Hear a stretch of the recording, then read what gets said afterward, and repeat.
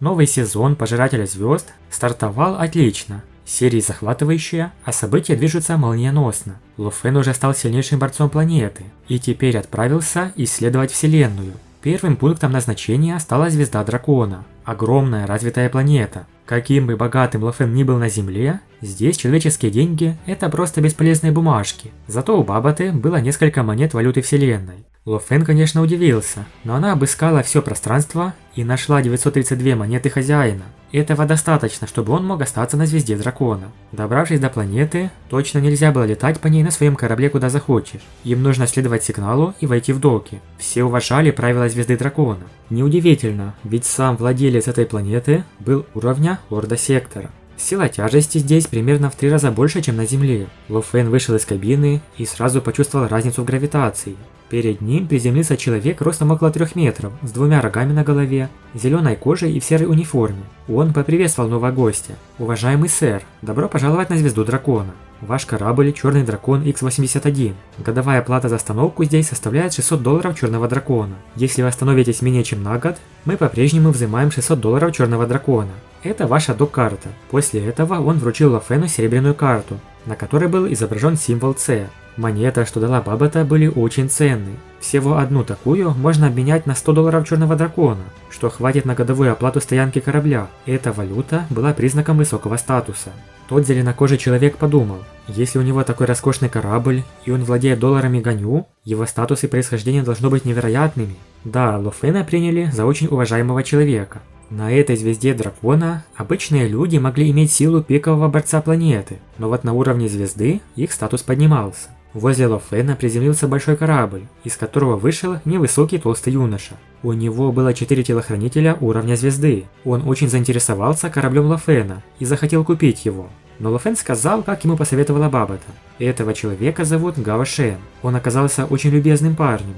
Гао Шен взял с собой Ло Фэна, и они вместе направились в город. С его 4 телохранителями никто не осмелится создать им проблемы. В городе Дракона Ло Фэн был поражен строениями, да и самими жителями. Из тех инопланетян, которых Ло Фэн увидел, рост самого высокого доходил до 10 метров, а самого низкого, как у земного ребенка. Цвета их кожи также были разными.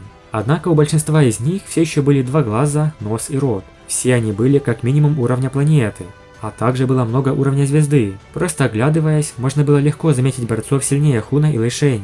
После этого Ло Фэн официально получил гражданство Империи Горы Черного Дракона. Наличие гражданства было необходимо для совершения многих дел во Вселенной. К счастью, у Ло Фэна были указания Бабаты, и он мог очень легко и четко добиться множества вещей.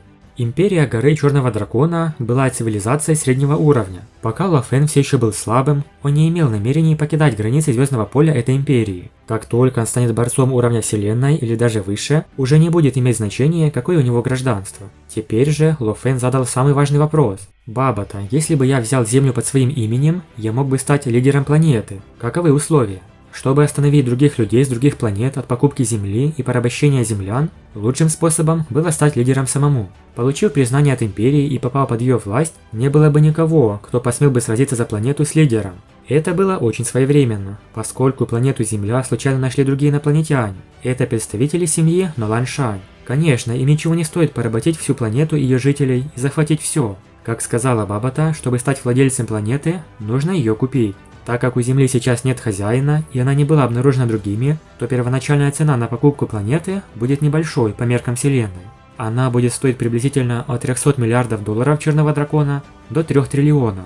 Для Ло Фэна это, конечно, было слишком дорого, но он думал, что Земля в безопасности, так как ее никто не мог найти. К сожалению, корабль-разведчик постоянно приближался с шокирующей скоростью. Командовал на корабле Було, наследник семьи Нолан Шань.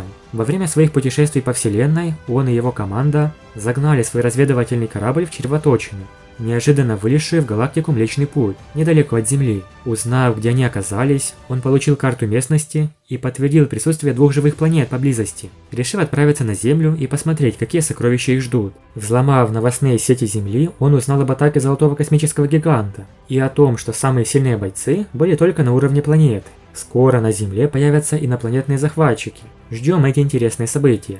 Большое спасибо за просмотр.